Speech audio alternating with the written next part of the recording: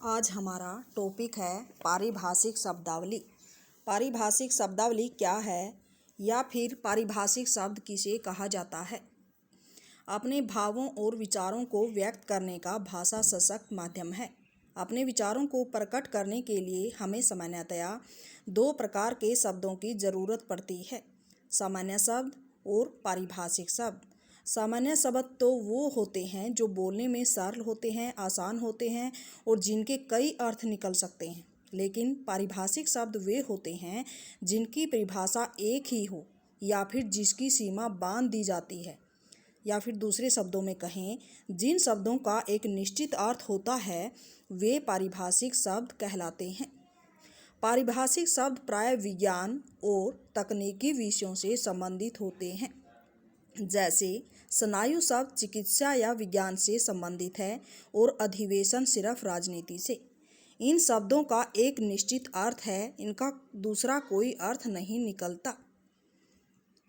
Doctor रघुवीर के मतानुसार जिन शब्दों की सीमा बांध दी जाती है वे पारिभाषिक शब्द हैं और जिनकी सीमा नहीं बांधी जाती वे साधारण शब्द होते हैं।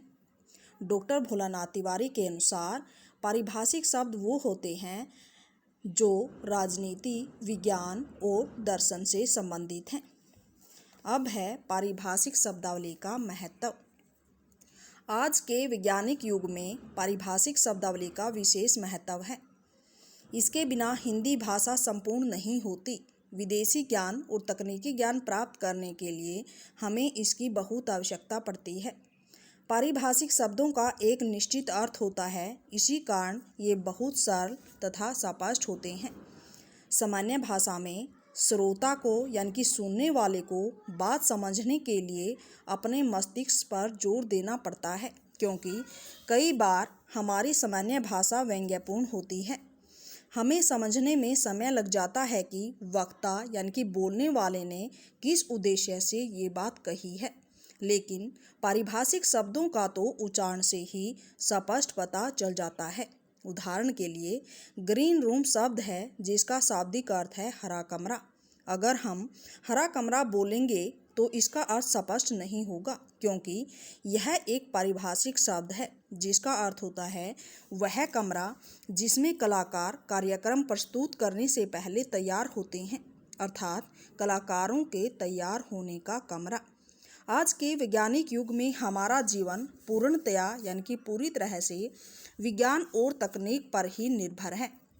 इसलिए पारिभाषिक शब्दावली को जानना हमारे लिए अति आवश्यक है।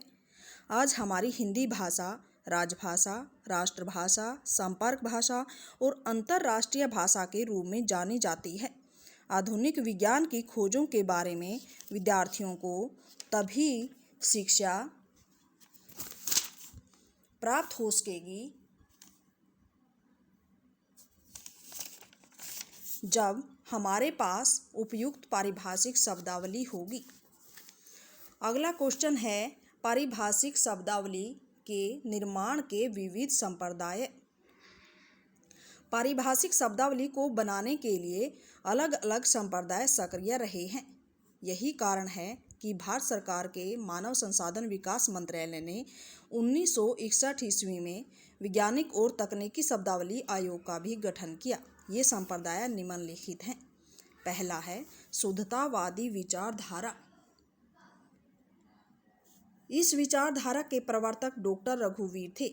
उनका कहना था कि शब्द और विचार एक दूसरे से बंधे हुए हैं। नए विचार के साथ नए शब्द की आवश्यकता होती है। ये शब्द हमें विदेशी भाषाओं से नहीं लेने चाहिए, अपितु संस्कृत भाषा से लेने चाहिए, क्योंकि हिंदी भाषा की जो उत्पत्ति है वो संस्कृत से ही हुई है। लेकिन डॉक्टर रघुवीर की इन मान्यताओं का विरोध हुआ, खंडन हुआ। उनकी बनाई हुई शब्दावली पर संस्कृत निष्ठ और दुरूहता का आरोप लगाया गया। दूसरा, शुद्धता विरोधी विचारधारा।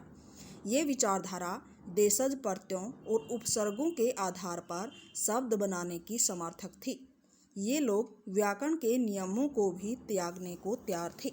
इस विचारधारा के समर्थक हिंदुस्तान कल्चर सोसाइटी और उस्मानिया विश्वविद्यालय थे। वे भाषा को सरल बनाने पर बल देते थे। इस संप्रदाय का भी विरोध किया गया क्योंकि इसमें व्याकरण के नियमों का पालन नहीं किया गया था। तीसरा, अंग्रेजी विचारधारा। इस विचारधारा के समर्थक अंग्रेजी के शब्दों को ज्यों का त्यों लेने के पक्षधर थे। इसके समर्थक राजगोपालचारी थे। यह विचारधारा भी मान्य नहीं हुई क्योंकि कोई भी हिंदी भाषी अंग्रेजी भाषा को अपनाना नहीं चाहेगा। चौथा है समन्वयवादी विचारधारा। तीनों विचारधाराओं के बीच संतुलन स्थापित करने के लिए इस विचारधारा का उदय हुआ। सरकार ने देश के प्रख्यात भाषाविदों, विद्वानों तथा वैज्ञानिकों की सहायता से एक रूपरेखा बनाई और 1961 ईस्वी में वैज्ञानिक और तकनीक शब्दावली आयोग का गठन किया। आयोग ने अंतर्राष्ट्रीय शब्दों को ज्यों का त्यों अपना लिया है। कुछ शब्द संस्कृत की धातुओं से बनाए गए हैं तो कुछ शब्द स्थानीय हिंदी से, यानी कि उन शब्दों से जो जनसामान्य प्रयोग करता है।